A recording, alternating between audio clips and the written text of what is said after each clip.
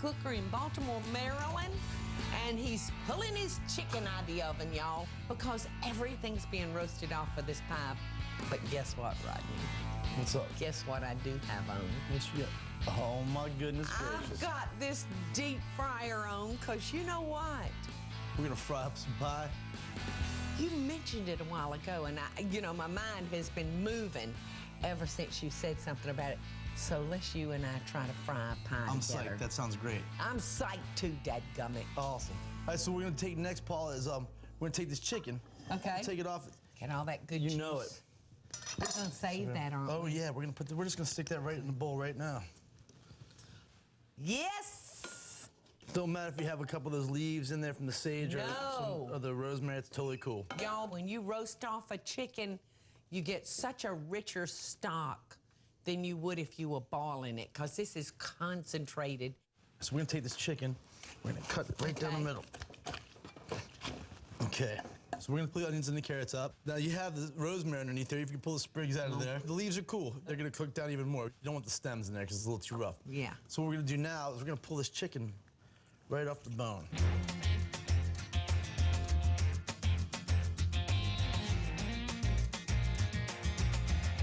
Look how tender that is. You feel that chicken? That feels like it's going to taste good, doesn't it? Oh, I know it's so going to taste good. Yes, definitely. So we got the chicken locked on. So we're going to put some potatoes and carrots in there. We got a bunch of potatoes and carrots. Yeah, we're probably going to need only about half that pan.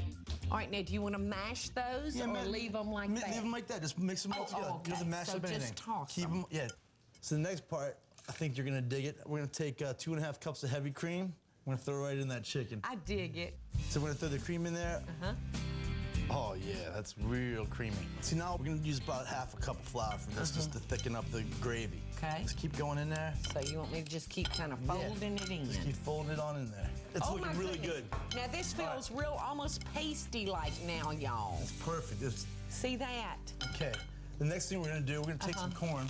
We're going to use 3/4 of a cup of corn. Now, y'all, you see that I'm using my hands because he and I, we like to feel our food. Absolutely. And you get to know it better.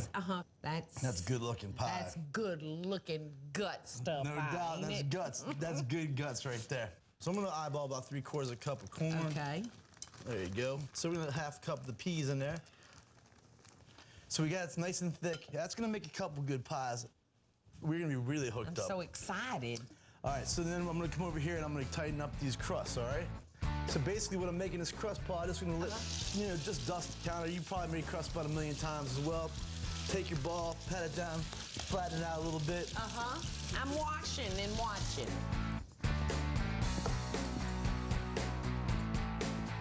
Here, let's just get the bottom crust into that pie plate. Oh, perfect. All right, now while you're doing that, I'm gonna slip in this drawer. Cool. Because you inspire me, baby. I'm gonna pull me out some buttermilk biscuits. Because, Rodney, there's more than one way to skin a pie, you know. So I'm gonna get started on my deep-fried chicken pie. Since you're in a rolling mood. No problem, I'll roll right up. Would you roll that out for me? Certainly. My pleasure. All right, we're gonna be frying pies. I'm very excited about this, Paul. It's gonna be real good. I think you and I are on to something. I believe so. I do believe you're right. That's perfect. All right, cool. That's perfect. Now, while you're working on your pie, I'm gonna work on, Can I grab a little bit of this chicken for me? Please, I want you to have it. I'm just gonna dampen my fingers using that leftover heavy cream and moisten the edge of this circle of dough so it'll stick together. This is like our glue. Paul, this is Save me some, honey. Oh, we got plenty. This is gonna be out of sight, totally. Here you go. Oh, yeah. Y'all, I'm gonna come in here and I'm gonna take a little of our pie stuff and I'm gonna put that in there. And remember now, everything is ready. Everything's cooked. I'm gonna fold this up and seal it up. I believe we got something going on. Look at this. My head's about to explode. I'm so stoked right this minute.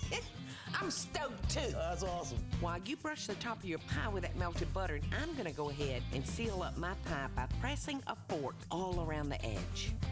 Look at here, Rodney, baby. I'm gonna drop it into this oil, y'all, that's at 350 degrees, and I'm gonna fry it until it's just golden brown. Hope it works. I think it's gonna look at that. You think it's gonna work? Look at that sucker, it's floating real nice. Now hurry up and get your pie in that oven, baby. All right. We got a 350, we're just gonna throw it in the oven for 50 minutes. Y'all, in 50 minutes, we're gonna have one bad to the bone chicken pie, and in 30 seconds, we're gonna have a never before seen anywhere in this world, a Rodney and Paula deep fried chicken pie. That thing is awesome. Coming up, we dig into Rodney's savory chicken pie. That is some fine pie. That's good pie right there. Then it's the moment of truth, y'all, for my fried chicken pie. That's really unbelievable. And later, we're going to enjoy our decadent iron skillet brownie pie. That's good. It is good, isn't it?